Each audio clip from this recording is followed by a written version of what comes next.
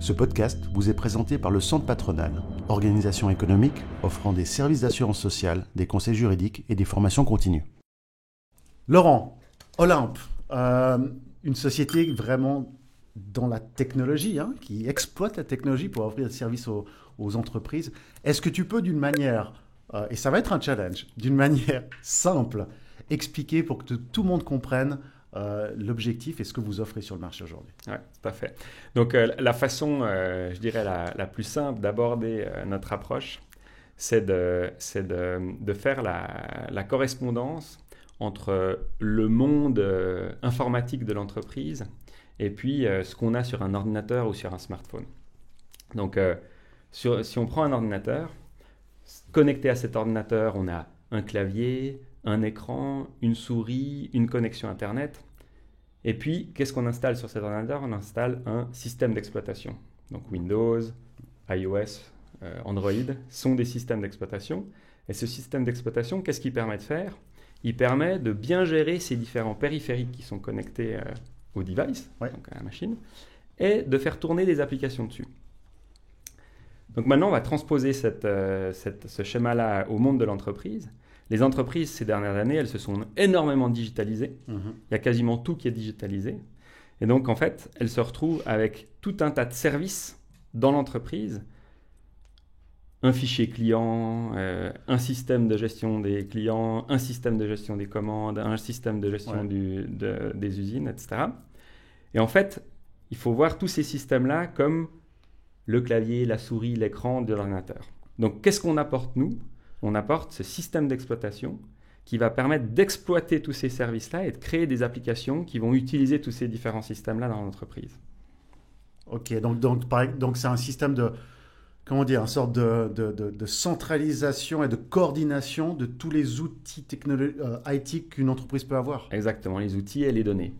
Donc on va utiliser les données qui sont dans l'entreprise, les capacités qu'on a déjà dans l'entreprise, et on va orchestrer tout ça pour créer des nouveaux services extrêmement rapidement. Donc l'idée là, c'est vraiment de permettre aux entreprises existantes qui ont déjà investi beaucoup dans leur écosystème IT de pouvoir capitaliser là-dessus et très rapidement pouvoir positionner des nouveaux services sur le marché. Donc en gros, Olympe offre une optimisation de l'efficience de travail des entreprises. Exactement, et va raccourcir de manière absolument drastique ce qu'on appelle le time to value, en bon français. Donc c'est le temps entre le moment où on a l'idée d'un nouveau service qu'on veut offrir à nos clients, à nos employés, à nos partenaires, et le moment où il est effectivement disponible sur le marché et qui va générer de la valeur. D'accord. Olympe, combien de collaborateurs? Alors on est un peu plus qu'une vingtaine aujourd'hui. Ah ouais. Et puis voilà, donc on a fait une levée de fonds l'été passé. Et puis, on va en refaire une d'ici la fin de l'année ou début de l'année prochaine. Waouh, belle progression. Moi, j'ai une question qui me tient à cœur. C'est qu'on a de plus en plus de sociétés dans la technologie, dans l'IT, qui touchent à l'intelligence artificielle, à toutes ces choses que tout le monde en parle aujourd'hui. Tu es typiquement le reflet de ce que je suis en train d'expliquer ici, une entreprise qui vague sur cette avancée technologique. Est-ce qu'aujourd'hui, tu sens un décalage entre toute cette avancée technologique et le marché, dans le sens où est-ce qu'il y a beaucoup de gens qui comprennent cette avancée technologique? Alors, je pense que c'est un très bon point, et puis non seulement j'ai une réponse à ça, mais en plus Olympe en soi est une réponse à ça. Je vais essayer de traiter les deux points. C'est que oui, donc il y a effectivement beaucoup de potentiel dans la recherche, dans les nouvelles solutions. Le temps qu'il faut pour après utiliser ces nouvelles fonctionnalités, ces nouvelles compétences qu'on a dans le marché, dans le monde de l'entreprise établie, il est assez long. Ouais. Parce qu'il faut des personnes qui soient suffisamment visionnaires pour faire le parallèle entre les besoins des marchés et les nouvelles fonctionnalités qui sont apportées par les technologies. Et puis parce qu'il faut incorporer techniquement ensuite ces nouvelles technologies dans le monde de l'entreprise.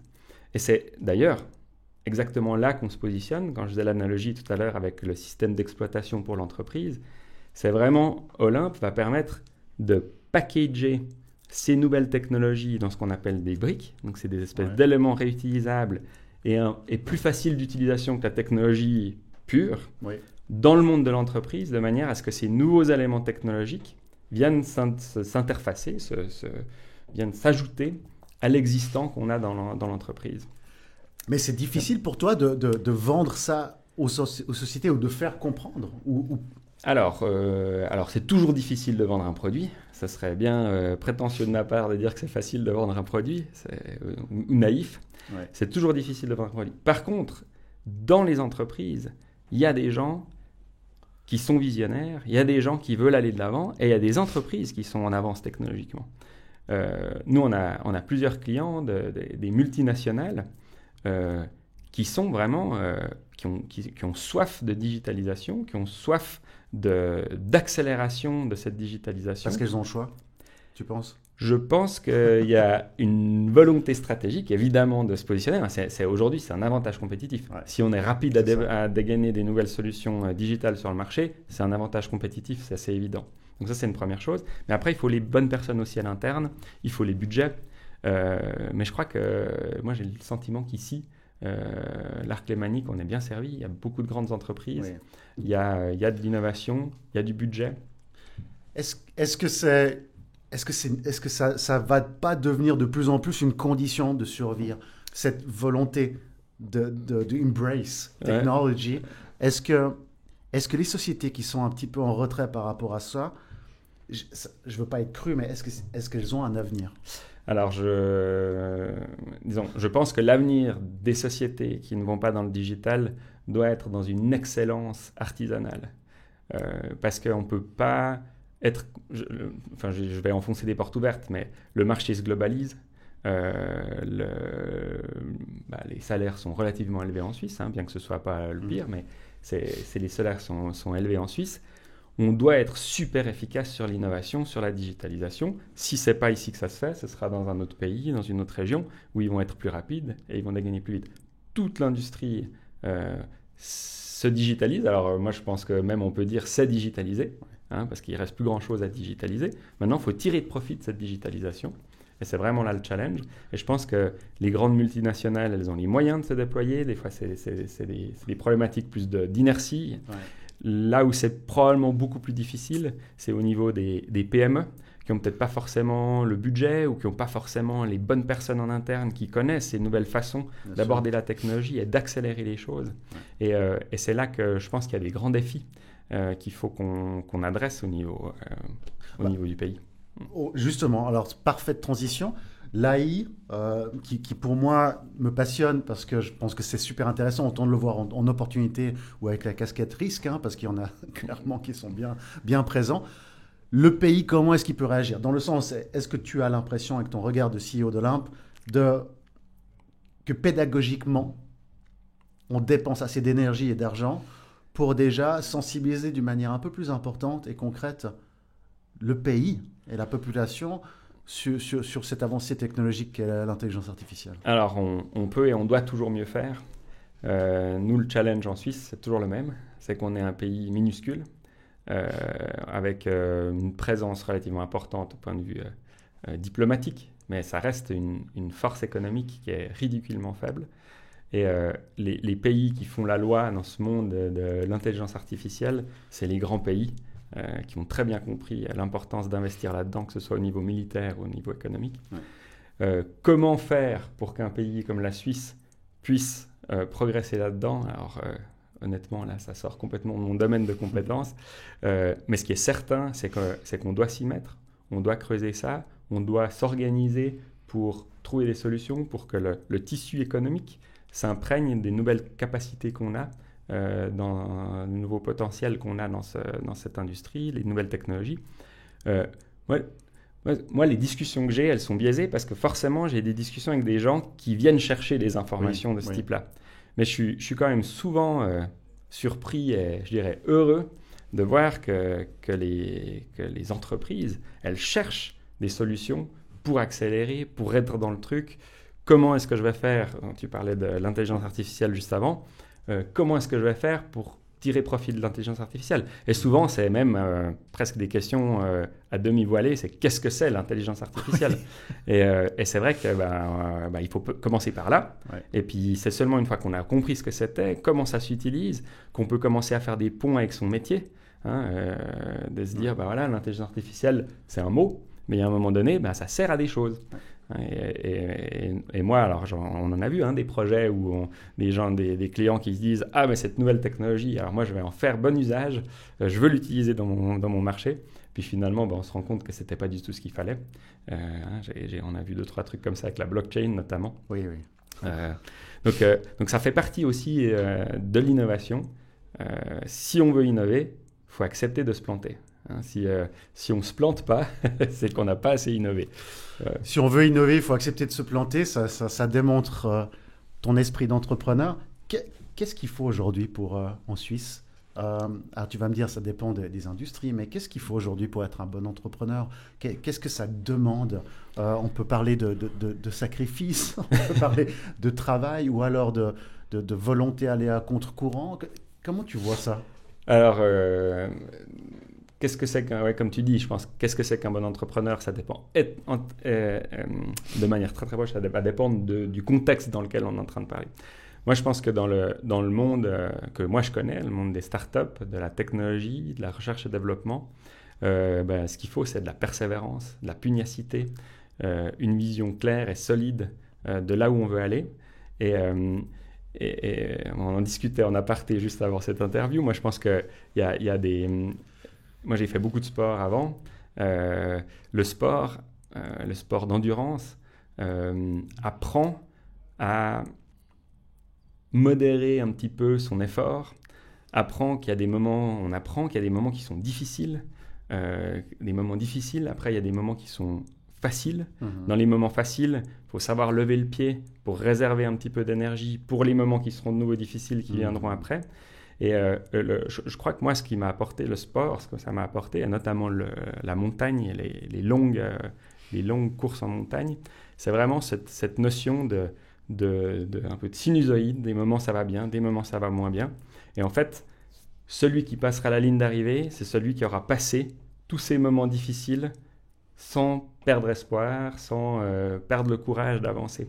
Et je pense que créer une start-up technologique, c'est des startups où on met du temps à mettre les choses en place, on met du temps à construire les choses.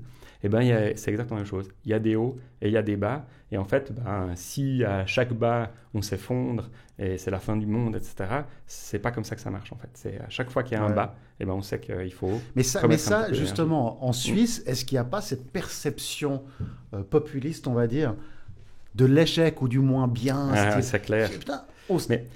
Dans d'autres continents, la perception est bien différente. Mais je dis toujours qu'il faut faire attention à l'autoflagellation, parce que c'est toujours un grand risque. Moi, je pense que oui, effectivement, il faut changer les mindsets sur certains aspects. Et moi, je crois que c'est vraiment important de savoir que l'innovation, ça vient avec du risque. Le risque, ça vient avec des échecs. Et il faut aussi glorifier la partie échec. On apprend plein de choses dans l'échec, il faut être prêt à faire des échecs, il faut chercher l'échec. En cherchant l'échec, des fois, c'est ça qui va nous permettre de faire de l'innovation correctement.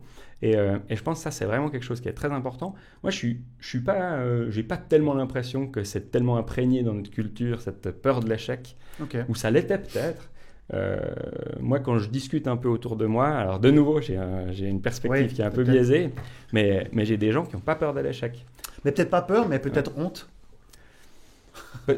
C'est jamais agréable, on préfère, moi je préfère réussir que de me planter, ça, je crois que c'est humain.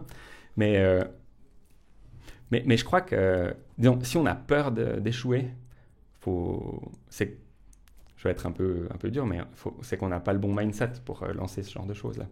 Et je crois que c'est vraiment un profil de personne. Il y a la culture, il y a le profil des personnes. Et, si on a envie de créer des grandes choses avec de l'ambition, il faut le faire avec le fait de ne pas avoir peur de l'échec. Sinon, c'est paralysant. Totalement. Et on peut pas créer de grandes choses. Tu as besoin d'un échappatoire quand tu es sous pression.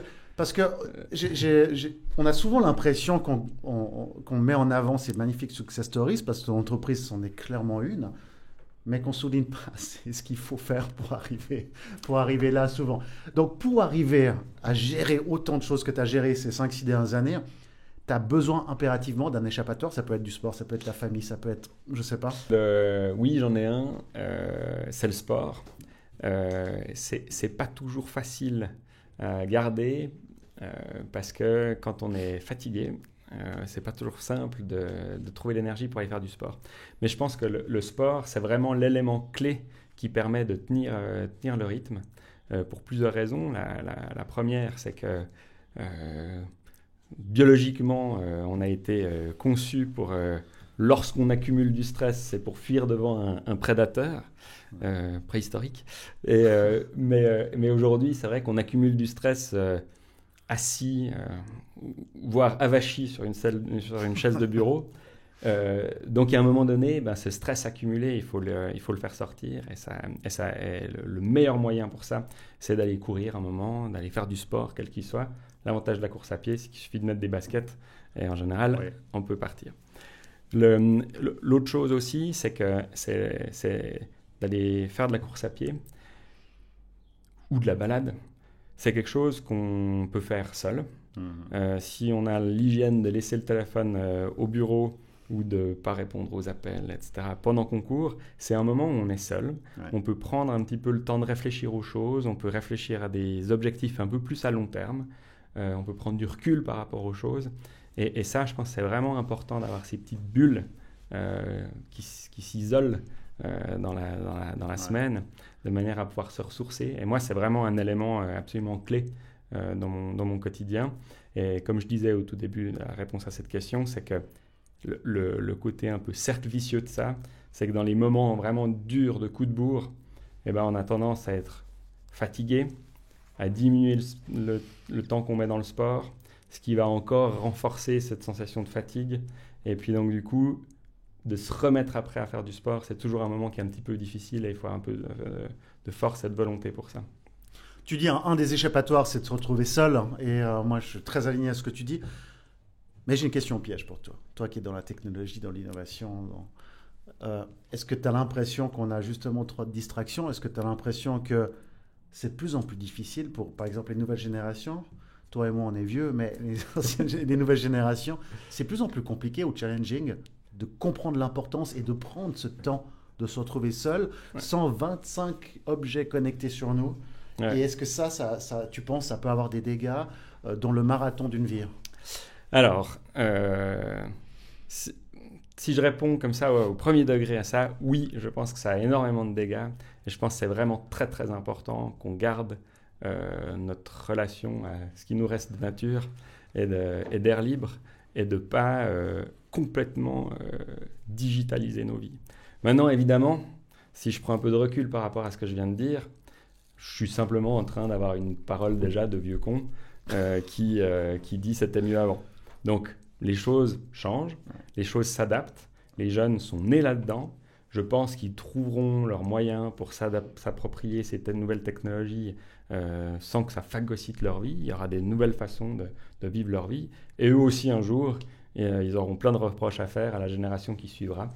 Je crois que c'est juste comme ça que ça tourne. Comment est-ce que tu perçois l'importance d'une hygiène de vie dans une carrière professionnelle et pourquoi c'est vraiment important selon toi? La vie, l'entrepreneuriat, c'est un marathon. Alors, y a tout plein d'exceptions de partout, mais c'est vraiment la gestion de l'effort sur le long terme. La gestion de l'effort sur le long terme, ça passe aussi par l'hygiène de vie.